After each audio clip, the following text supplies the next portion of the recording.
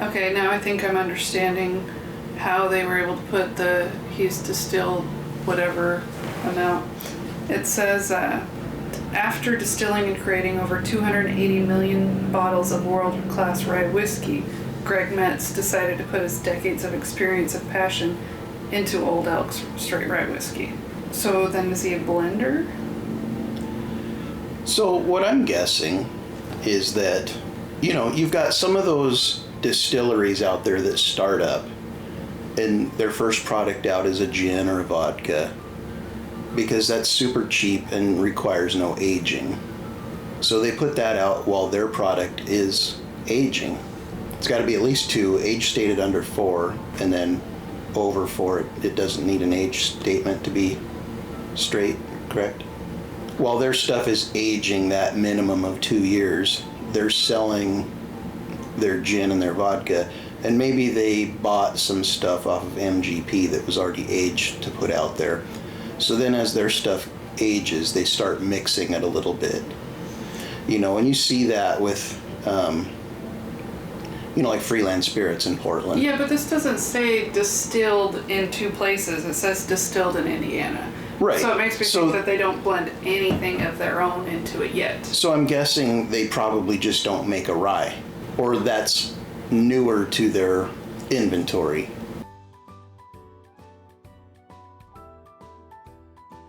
Hi friends, I'm Laura. This is Troy. We're Baker Drinks. Welcome back to another While the Camera Was Rolling. We're just going to talk about whiskey related topics, see where it goes, and I hope you enjoy. So I think to start off with, we're just talking about sourced whiskeys, non-distilling producers.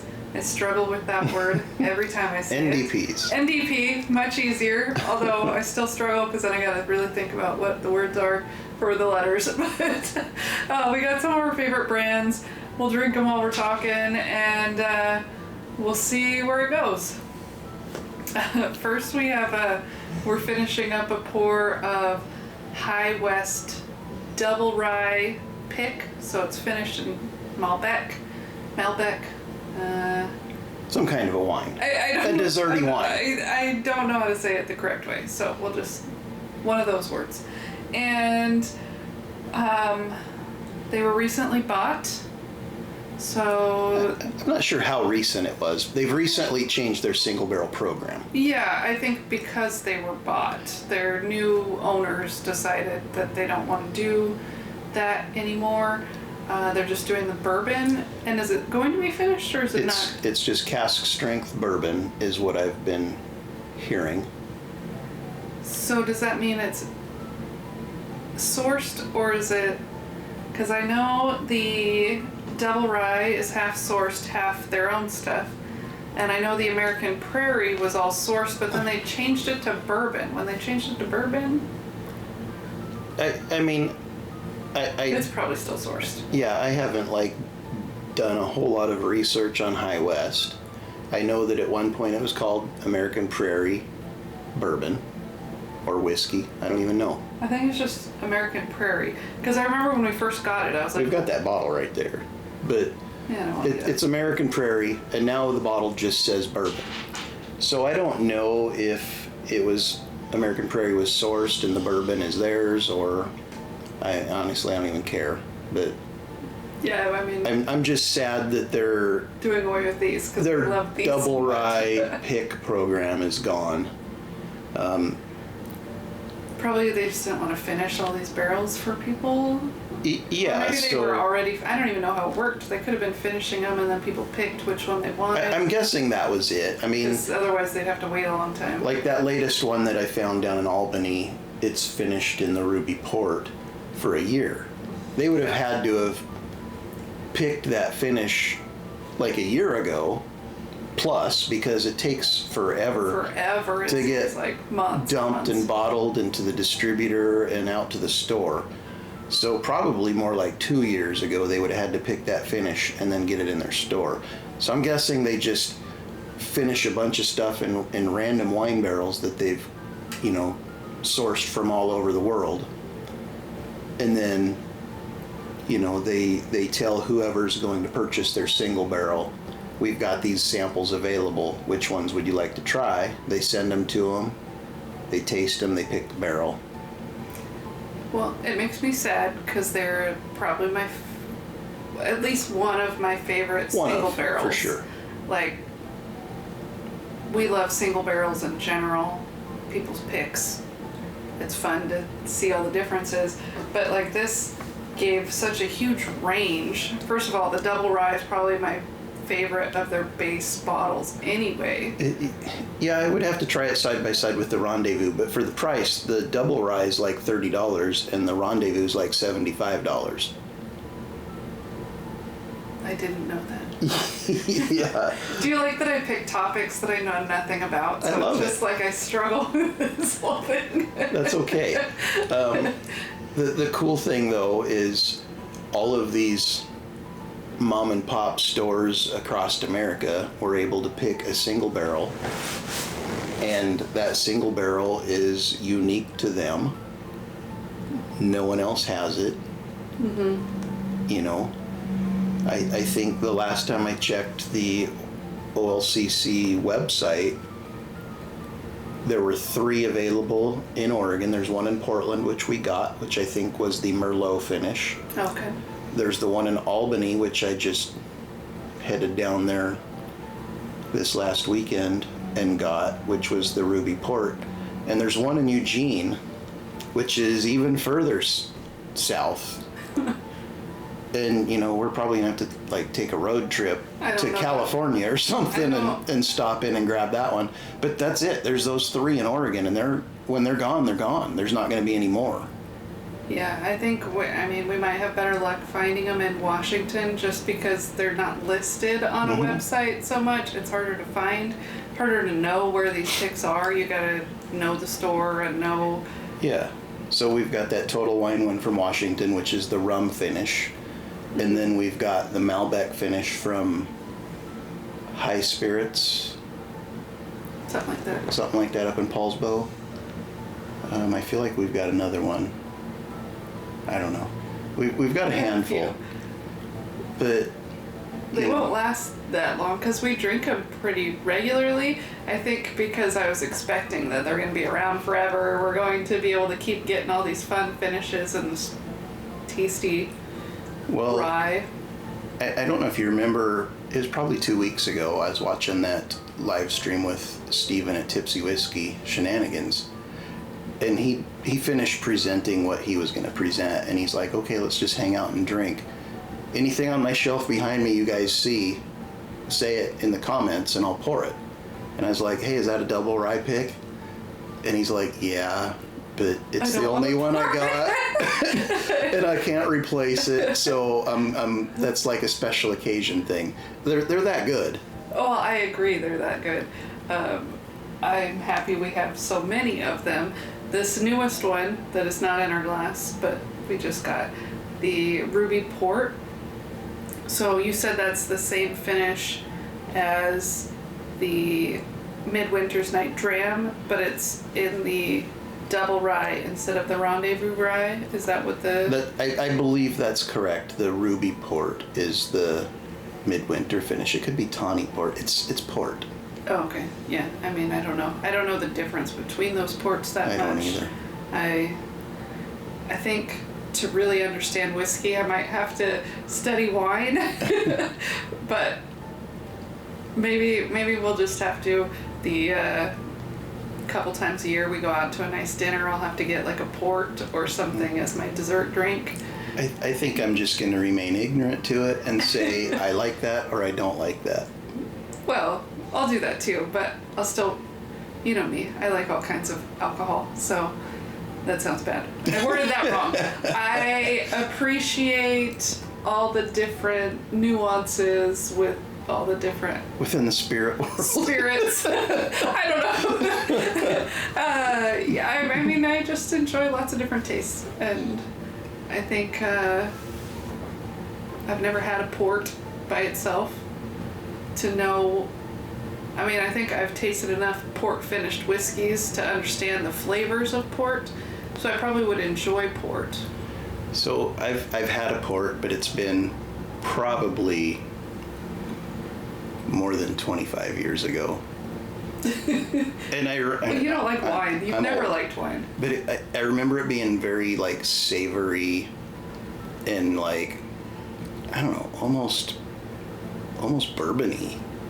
Well, It was just such a dark, dense thing, you know. And I wasn't like a heavy drinker way back then. I'm not like a heavy drinker now, but so I was much more into like Jack and Coke, you know, stuff like that.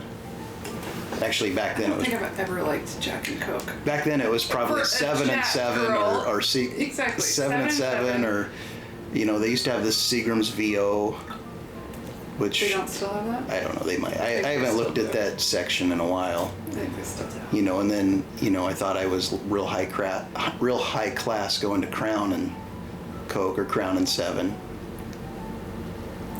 Yeah, so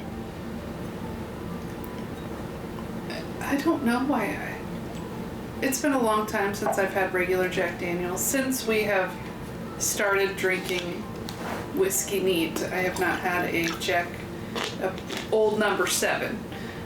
But I remember it being like the worst one in Coke. So It's overpowering. I feel like last year on the golf course we had it because it was all that was available. Yeah, but then again, it's also difficult because that was, you know, our local golf course. And you know how they pour those drinks. Whiskey, whiskey, whiskey, whiskey, Coke. And you're like, okay, well.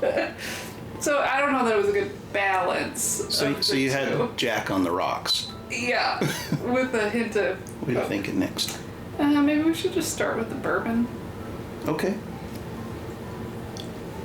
So this is Penelope Architect, finished in French oak staves, and this is build number 2. And we've had this bottle a long time. I forgot about it. It's been hidden. We have too many bottles on the shelf. It's not easily accessible, or, well, I guess it's easily accessible. It's not in the front row because it's a tall bottle, so I don't see it, so I don't pour it. And I would say we've had it more than a year. I might have heavy poured you there. Yeah, we'll give you back a little bit. But we haven't had this guy in more than a year. I remember liking it, But it doesn't look like we But- did, though, because it's so full. but we never bought any more of the Architects. It's 104 proof. So I don't even really understand the Architect. Is it just that they mapped out the flavors of this pour? That's my understanding. They just mapped it out so that each one you can see what the difference is between the Architects. I know. So this one says persistency. I don't even know what that means. Structure. Those are the farthest out ones. Persistent and structure. It smells really good. What the heck does that mean? I know a lot of people in the whiskey tube universe really love these things and collect them. You know, I see them on their shelves in the background. They've got like 6 bottles, so I'm guessing there's 6 different Architects at this point, maybe more. So, again, with the NDPs, I'm pretty sure that Penelope is MGP. That's pretty good. Is it MGP? So Penelope, Well, I know they're owned now by that company, but right? So What's inside so of for them? this was 100% an NDP. That was MGP sourced whiskey, but everything they do and is. they finish. They're like is- good finishers, I guess is what you'd call it. But I mean, everything is sourced, right? They don't distill anything. I don't know. So the way their structure is going to shake out now that MGP purchased them, I'm assuming they're going to keep them under the Penelope umbrella. Oh, I would assume that interview we saw, the owner of Penelope said that he is like under their new contract or whatever. He still has full control over deciding what they do and whatnot. Yeah, they're just going to have more access to better barrels probably, and they're not going to pay for the sourcing. would be my guess. Yeah. But you know how like Remus and I guess Rossville Union are MGP, but they're under the Ross and Squibb umbrella. Or like... So this won't be under the Ross? I'm assuming they're going to keep this under the Penelope umbrella and not go Ross and Squibb, but I'm just assuming. I have no idea. And I don't know that anybody knows. I mean, I don't really understand the difference, because, okay, I know Ross and Squibb is like an MGP or the same thing, but Ross and Squibb is for their own stuff that they send out, So, and MGP is what their own stuff that they label and sell, and MGP is what they source. yeah, so think of it like Sazerac with like Buffalo Trace, right? Sazerac is the parent company, MGP is the parent company. Buffalo Trace is the brand within the Sazerac portfolio. So Ross and Squibb would be the brand within MGP. I don't like that name at all. I don't either, but it's got some historical significance. I get it. It doesn't matter if I like the name. Yeah, you know, every whiskey's got a story of some historical significance. Who cares? It just matters what's in the bottle. And like, so Remus is their bourbon, Rossville Union is their rye. We had a bottle of it. It didn't stand out. I think it made it into the Bartesian. It made it into the Bartesian. Into some delicious cocktails that Yeah. I didn't have to really do anything And with. we had a bottle of Remus that also made it into the Bartesian. They're your favorite. Aside from cheap bottles, so that Gatsby up there is really good though. So there is Remus out there, and I guess there's a new high rye Remus I just saw. Oh, I hadn't heard that. Yeah, but anyways, so like Ross and Squibb is those two brands, and their parent company is MGP. Just like I think Lux Row is now, they're still Lux Row, but they're owned by MGP, and possibly Bullet is owned by Lux Row. I don't really understand all of that. There's just so many branches on the whiskey tree. Yeah, You really got to geek out on it to understand it all. Well, and it makes me wonder, like, in 5 years from now, where these brands are going to be. So, I mean, I think partially because the world economy stuff is not going in a good direction. I think that has got to hurt the NDPs. Yeah, People are going to be more selective of, this is MGP, there's 20 other brands that sell MGP, why would I pick this one over that one, unless it's for the finish or the price or something like that. And maybe that's why MGP is buying these brands, so they get like an extra cut out of their own stuff. Maybe they're thinking about, well, are there going to be as many companies sourcing from us? Are they going to start folding? I mean, most successful giant businesses out there started out with competition and then bought their competition and consolidated. I'm guessing, and you see it in the whiskey world all the time too. That's why like Buffalo Trace is owned by Sazerac, and you know, Beam and Centauri, and you know, there's Well, I think a lot of it is when economies go down, you know, when the bourbon world starts fading, because eventually it will. And I think we're kind of getting close to that. I mean, we're still like peaking in the bourbon world, but we're already we're also seeing going down because prices are going up and people just can't afford we're it. starting to see the bourbon bubble, for lack of a better term, is on the verge of bursting. I feel you're already starting to see secondary prices starting to drop. Mm-hmm. And that's because just the world economy is going. Well, I feel like with in a good spot with COVID and these stimulus checks, everyone was like, "Oh my God, I got found money. The government just gave this to me. What am I going to do with it?" That was kind of us. We spent a lot of our extra money we made during COVID. I made a lot more money than we're making now, and my first COVID check, I bought that kegerator. That we no longer have. Exactly. I mean, you were able to splurge a little, and that's my point. People splurged on whiskey, and so these secondary markets just started, oh my God, people are starting to buy this stuff. Let's charge more. And, then non-liquor controlled states followed suit. Washington, I mean, we got the Coy Hill for a good price. And ever since then, we haven't found anything for a good price. Well, I mean, I can go down to the local liquor store here in town, and there's two of them owned by the same company. And, they get their delivery on Thursday, and I could be in there as they unload the truck, and they've got all these great bottles. And I'm like, hey, what's the price on that? They Google to see what it's going for on secondary, and then they quote me that price. So, I mean, I haven't even been in there in probably 6 months. I'm just not going to support that. I will drive over the border into Oregon. I don't mind paying a little bit more, though. The problem is that we can pay a little bit more online, plus the stupid amount for shipping, which is getting close to $20 now on a lot of websites. And it's still cheaper than what we can find in town. And that's more my struggle. So, if I can buy it online, not have to leave my house, pay $20 for shipping, and still get it for cheaper than I can in my own town, what's the point? Yeah, I mean, if you're willing to do the research, you can still find some good deals online. And we do.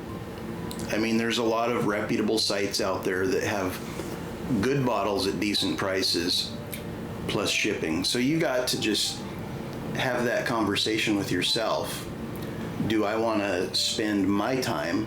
And you got to figure out what your time is valued at. Do I want to spend my time to go hunt this down, potentially stand in a line, and be disappointed when it sells out before I get it and go to another store? Or at what point is it worth it to you to just pay that almost $20 in shipping and maybe 10, 15, 20% over retail to buy that thing online? Almost always, for me personally, because gas is so high in our state. We're the highest in the nation. We're the highest in the nation for liquor tax.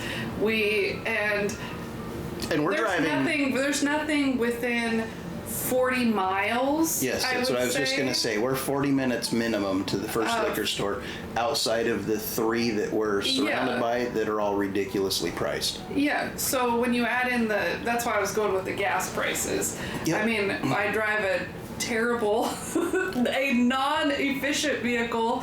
My 2011 Xterra does not get great gas mileage. So when you add in that, I don't even know what gas prices are because I try to drive as low as possible. 4 something. It's like $4.50. Oh no, it's getting closer to 5 again. I mean, I think the last time I got gas it was like $4.68 at the cheapest place or something. Yeah. And I've barely driven since then, since I've been on vacation from work, so I don't.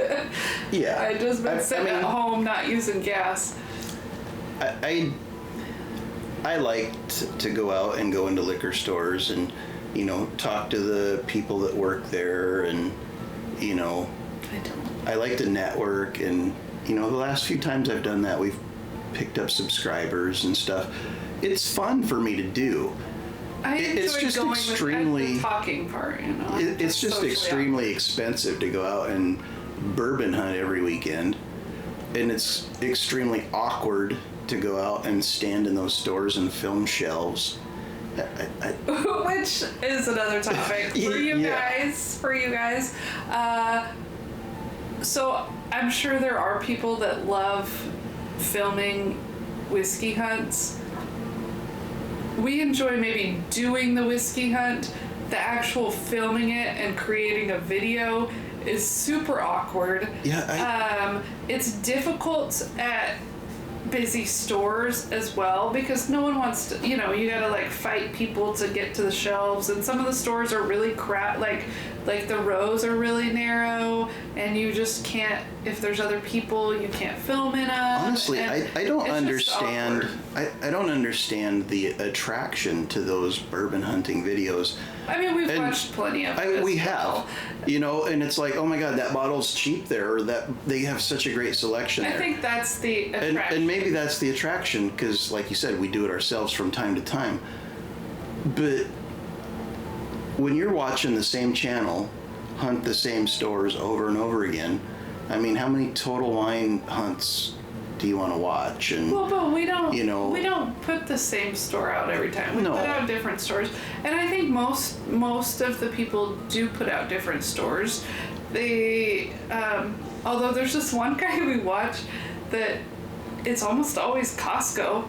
I don't know what Costco he is near, but I think he travels the world for Costco's. I feel like he's got to. I feel like he's got to be like a Costco employee, because he's at every major Costco grand opening. Yeah. And those grand openings, Costco goes all out. So fingers crossed, there's a new Costco coming up. Ridgefield, they're real hush-hush about the grand opening, though. I was just talking to our pharmacist at work today about it, and he's like, yeah, it's going to open up pretty soon, but they will not give an exact date. You're just going to drive by one day and it's going to be open, and you're going to have missed that grand opening. Well, shoot, I'm going to have to like check online every day, because I bet they update their Google thing or whatever. Yeah, and their business. And they may just not. They just may have a moving timeline. Well, they might not announce it so much, because Costco's in general are pretty crazy, like when they open. Have you ever been at a Costco when it opens? It's like 10 a.m. It's a weird. Are you talking like when it opens for the day? Or opens for the day. Like a Saturday, 10 a.m. opening. Have you ever been there when it opens? No. It's insane. I mean, and this is a normal, like, not holiday rush, there are like hordes of old people with their carts ready to mow you over, getting in the door, they're getting their deals, and they don't care that you're coming in too. Yeah, I mean, I'm not a big fan of being out in crowds and in public and around shoulder to shoulder people. And Costco crowd is, in my opinion, one of the rudest, because they will, like you said, they'll mow you down with their cart. They will, because it's a big store. They want to get through it. They want to get out. They want to get their samples. I can handle it for about 15 minutes, and then I got to get out of there. So, I think every time I've been there at opening, it's been really crazy, like more crazy than during the day, because everyone's showing up at the same time. But it's never planned. Like, I'm never like, oh, I'm going to show up at Costco when it opens. My thing is, like, I'm in the area of Costco, and I'm like, oh, I know I got to pick up some stuff. And then I show up and I'm like, oh, it's not open yet. Because I forget it doesn't open until 10 a.m., which is crazy for a store. But they just don't. They just don't open till 10. I don't know if that's our area or if that's all the Costco's, but I struggled. It's been my thing that I sit there in the parking lot and I wait until they open, and then here we are talking about Costco instead of whiskey. But our point was that at their grand openings, they seem to have amazing bottles. Yeah, no, I think Costco saves all of their best allocation specifically for those grand openings to draw people in. Because I bet that pour came across great on that microphone. So Lost Monarch, Redwood Empire. It's a 90 proof burr rye. So it's a California distillery. I guess I don't need to do quotes. They do distill whiskey. These normal shelf bottles, though, are sourced. Yeah, so this is sourced, and it's the blend, I believe, is like 60% rye, which is a 95.5 rye, and 40% bourbon, which is like 70-ish corn, 20-ish. I'll go with what you're saying. Rye. And I know we've talked about this before, but this is the thing. things go in, things go out. It's about a flowing through the brain. It doesn't stick. It's roughly like a 70-20-10, but those numbers are not exact. It's 70-ish, 20-ish, 10-ish. So while it fits into our NDP idea of smells amazing. this video, they also do create their own whiskey. Yeah. But these cheaper, easier to find shelf staples, I guess I would call them, are source whiskeys. They don't. I think. They don't say necessarily that they're from MGP or anything, but most people say they're from MGP. So I think that's what their whiskey is. I don't know. It doesn't say where it's distilled. It says undisclosed. It says bottled in California. That's it. It's bottled in California.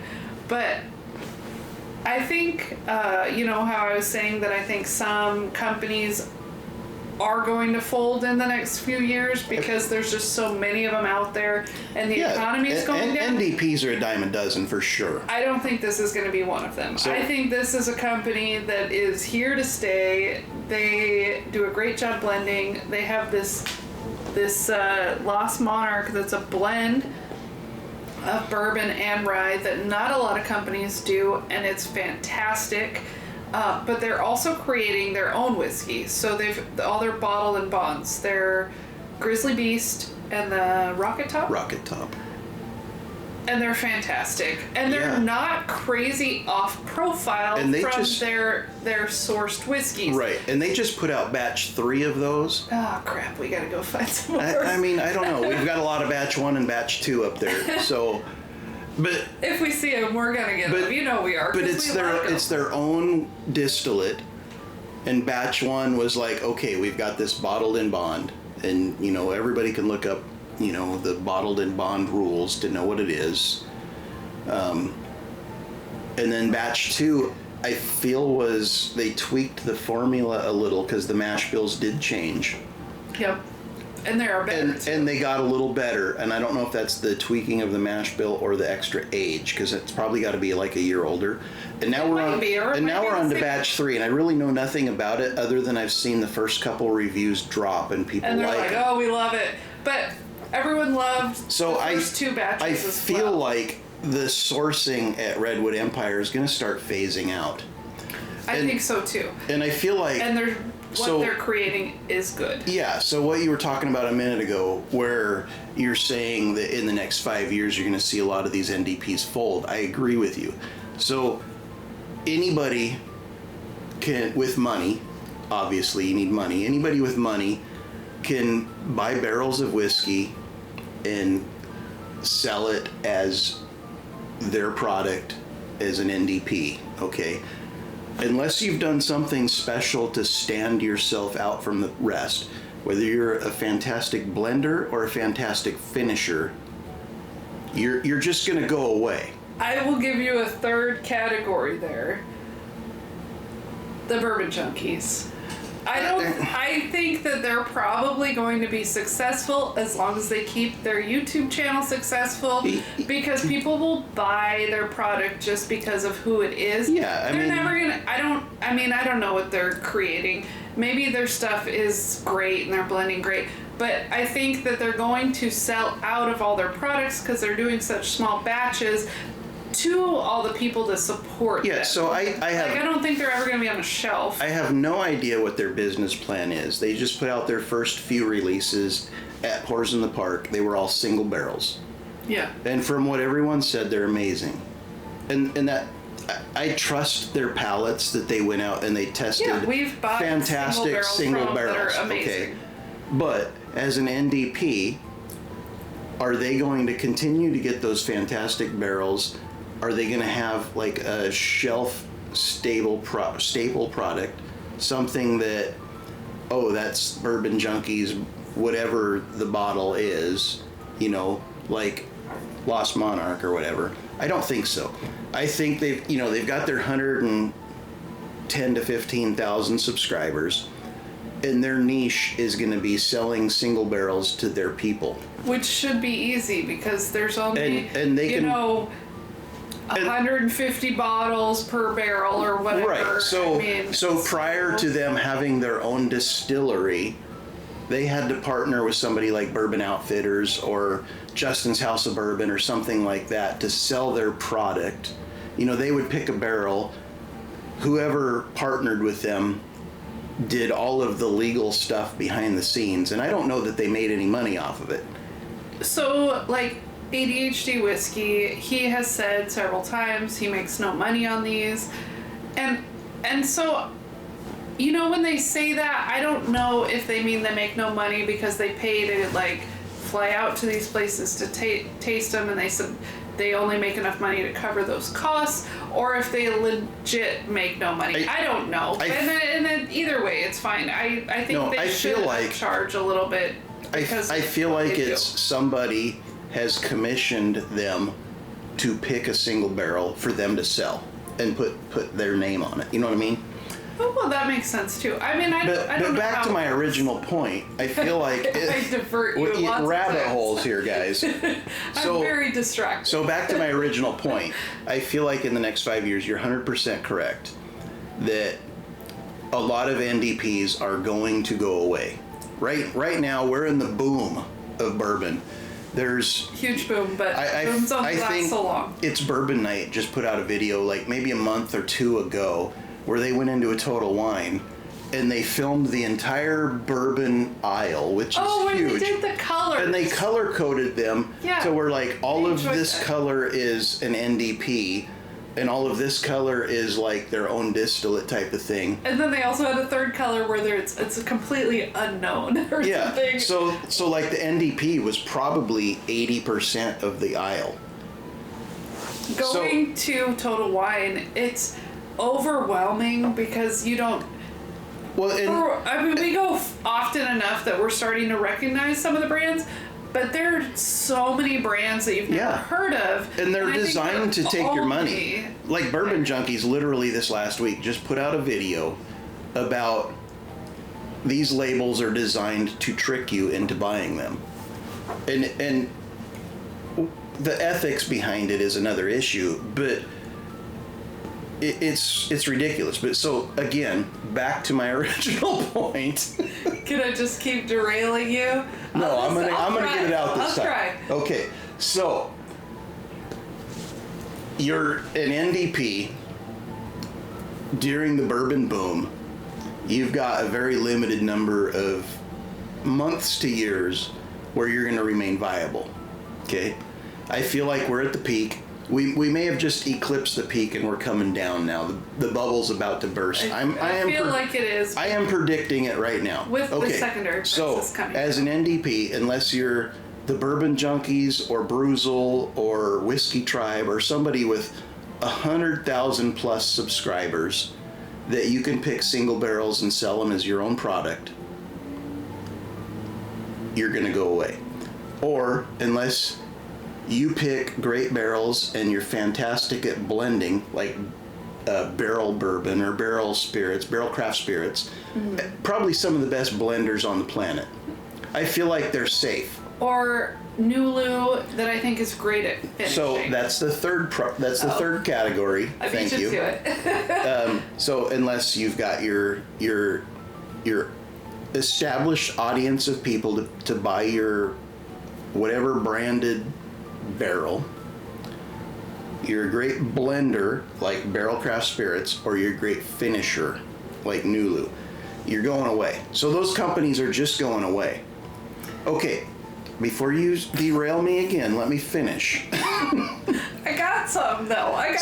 You hang on to it, okay?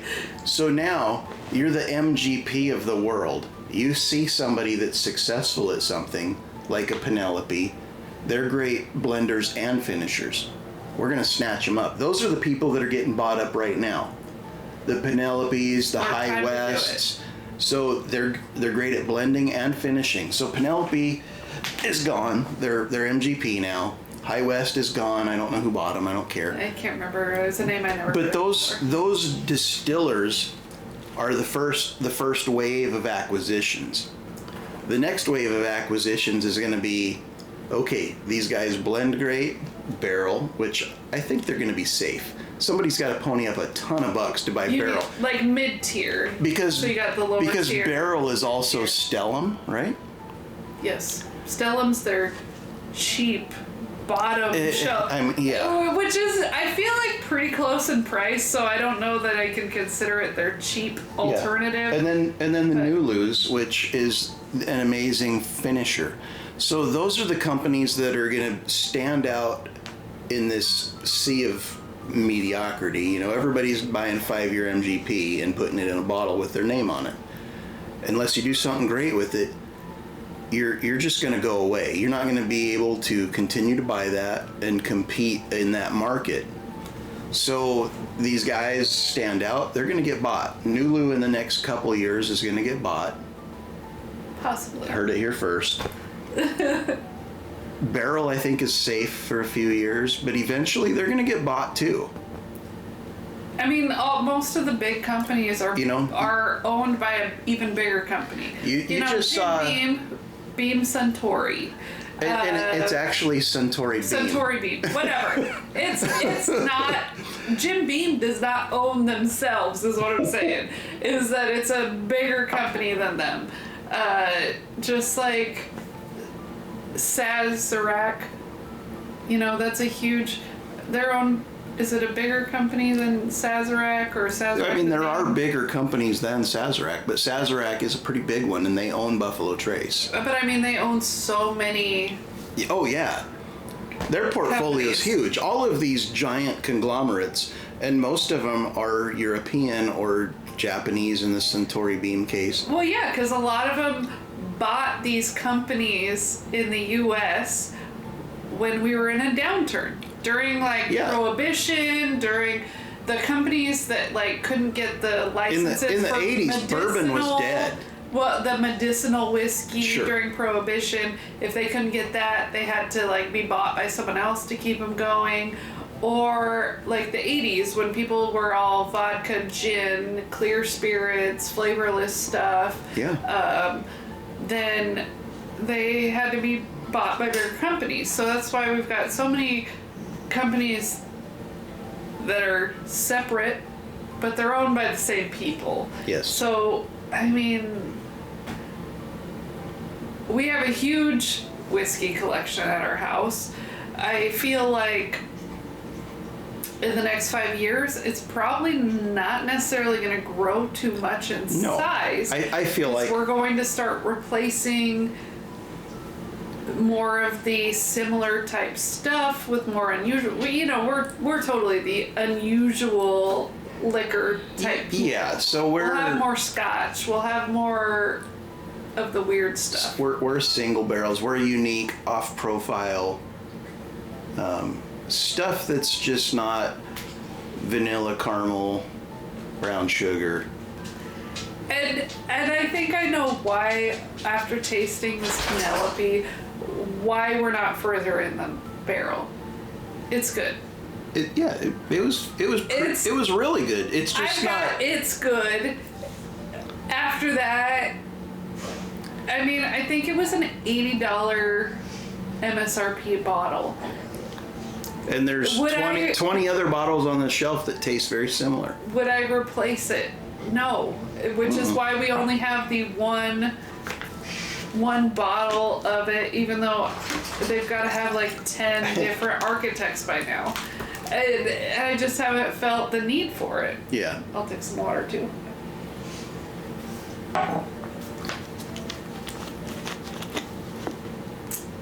I guess we only need one topic today. We're doing pretty good with this NDP type topic. It's something. It's a very large topic. It's something we're passionate about. I don't know if passionate's the good term. It's something that's going to affect the industry that we're passionate about. Which takes us to this Old Elk. We absolutely love Old Elk. I got a heavy pour. I'm going to give you a light pour. Thank you. It's hard to do. I get it. It's a pretty full bottle because Because we just replaced it. I mean, it's been a little while since we replaced it, but we haven't. No, pretty. you've got much more, which is perfect. But again, my issue with these NDPs, this bottle, let me read. So transparency is your issue. I don't even care about transparency. I feel like it's more false advertising. I can't handle that Finn is over rolling on the ground over there making weird noises. I doubt it comes up on the microphone, but it's very distracting for me. Okay. He's just a happy boy. My issue is more the like false advertising that I feel like companies do.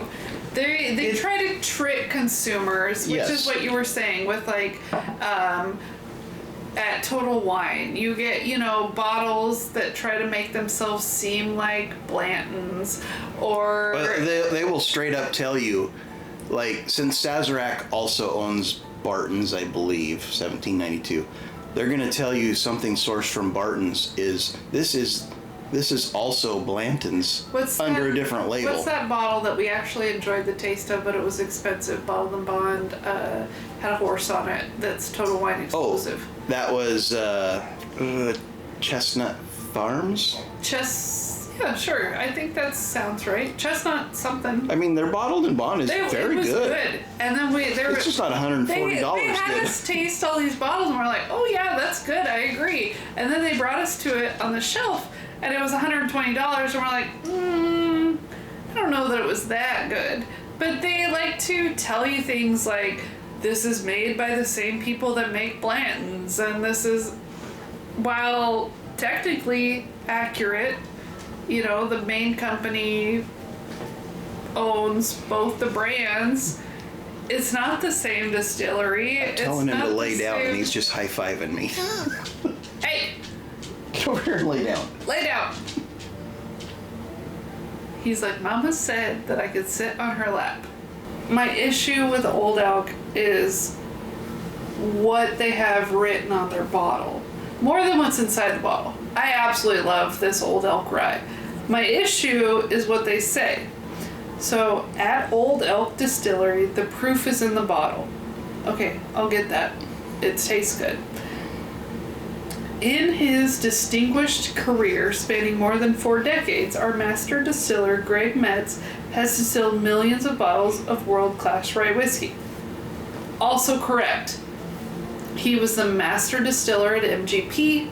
He has been in control of huge amounts of great whiskey. And then he left there and went to Old Elk. So I don't know that really belongs on the bottle of Old Elk, but sure, you want to give him credit. Crafted using European rye, passion, and zero compromise, Old Elk straight rye whiskey is astoundingly clean, complex, and spicy with no bite. Again, I'll agree. Delicious rye whiskey. This is our Old Elk straight rye whiskey. We hope you sip back, relax, and enjoy.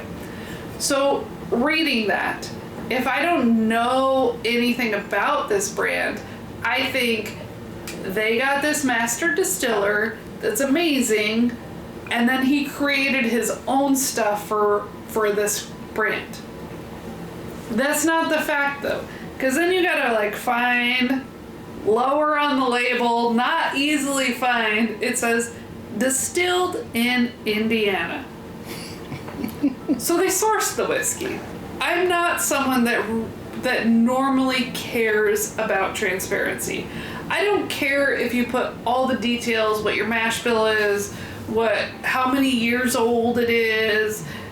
I don't necessarily care unless I don't know what your brand is and it helps me decide if I want to buy it. What I care more is the flavor. But these comments on the back of this, what I care about is that I think it's misleading. I think it's to trick the consumer into thinking this guy has distilled so much stuff, millions of barrels of whiskey, and then he comes to this company and creates something new, which isn't the case. No. I mean, maybe he is creating something new, but it's not what's in this bottle. this bottle is sourced from MGP and then bottled, and it's great. I have no complaints about what's in the bottle. It's only what's written on the bottle that I have a problem with. Because we love Old Elk in general. So you would rather they put literally nothing on that bottle other than Old Elk Rye and the proof? I mean, they could put this, our Old Elk Straight Rye whiskey. We hope you sit back and relax. They could say clean, complex, spicy with no bite. They could say all those things without making it sound like they created this whiskey, because they bottled that whiskey. They bottled the whiskey. and while I absolutely love this product, I feel like it's false advertising to say all that other stuff to make you think that it was created by them when really it was created by MGP. Yeah, and I don't know that it's false advertising. It's misleading. It's definitely misleading. But under the letter of the law, they're able to say the things that they say on that label. Correct. Okay. Now, as a consumer, that's all just fluff. It means absolutely nothing. And I'm kind of with you when you say, I don't care about what it says on the bottle. I care if it tastes good. That's really all I care about. You know, it don't matter if it's 2 years old in the case of that Hardin's Creek James B. Beam, or if it's 15 or 17 years old. If it tastes good, it's worth owning and drinking. Mm-hmm. So wherever it came from, whatever it was finished in, however old it is, at the end of the day, it's irrelevant as long as you like what you're putting in your mouth. Yeah. Would I love to see all those stats on the bottle and it to be clear, crystal clear, as to, you know, where it came from, all of the other... Even if they put that it came from MGP as a 2-year-old, and then they re-aged it in Utah, because that's where this comes. Colorado. That one. No. The High West. The High West that we started with was Utah. Okay. Anyways. If they just said that then they aged it in their climate for this time, yeah, I think that would be fine. Better, because then you could go to the store, and as Total Wine has tons of source whiskey, you could then differentiate. Like, okay, there's 10 brands that are then aged in the same place, or they're 100% just bottled. Yeah. Maybe I pick which one. And that's all fine and good. But literally at the end of the day, tastes good, and am I okay with spending what they're asking for taste good? Yeah. And I'll say it right now, I'm a simp. I don't want to overcomplicate anything. I don't want to overthink anything. If this flavor is available to me at this price and that's agreeable to my wallet, I'm gonna buy all day. Mm-hmm. If this flavor is available to me and the price is too much, I'm gonna pass. Or if the price is right and the flavor's too low, I'm gonna pass. And that's literal. I don't care about anything else. I mean, I can't really argue with you on that. I feel like flavor is more important to me than anything else. I mean, price obviously plays a factor into that. But for a premium flavor, you're going to pay a premium price. Exactly. Do we get that? Yes. Exactly. But I wish there was, I don't know, a little less of the shady type commentary on it. Like, we love Redwood. It's like it's a game. And they specifically don't say that they source from MGP. Right, it's like a game. It only says bottled by Redwood Empire. So you don't even know where the whiskey comes from. Most people just say it comes from MGP. Right, and what's the point in not saying? I get it. It's a game that whiskey NDPs play to get you to buy their product, because they themselves know there's 1,000 products out there that come from MGP and it's all 5 years old. They know. What stands them out is the label on the bottle, the shape of the bottle, and that's about it. The price. So or at like this one where it's a blend of rye and bourbon, which is less common. Right, but at the end of the day, it comes down to, do I want to pay that much to have that flavor in my mouth? And some of them are a yes, some of them are a no. And I'm okay with that. Would I love a little more transparency? Sure. Do I need it? No. I want more transparency in the where it comes from factor, because that's not a requirement. Do I care what the mash bill is necessarily? Nope. I mean, it's kind of interesting. We like high malt stuff. I could see that people that don't like high malt stuff would want to see the mash bill. They want to know, does this have a 10% But malt you know or what? 20% malt? Because they know they wouldn't like it. Maybe. Maybe. Well, on that, we'll finish that. We're a strong maybe. No strong yes or no's. We're a maybe. If you've stayed with us this long, you're amazing. Thank you very much. We've rambled. We've restarted the camera like 4 times because it's 100 degrees in the house and it keeps overheating. But we appreciate your support. Like, comment, subscribe. Also, let us know what you think about NDPs. Do you think there's a future in it? Do you want more transparency? Do you enjoy them? I just want to know what you think. We like your comments. We like responding to them. Should Baker Drinks become a podcast? It may happen anyway, just because we like rambling. Thanks for watching. Cheers. Cheers.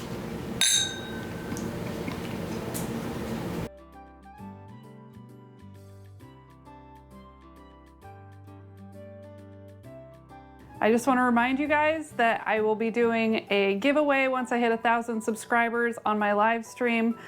We will be giving away a Henry McKenna 10, an Eagle Rare, and a Blanton's.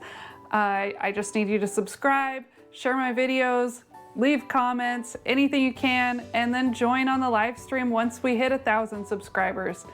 Thank you for watching. Cheers.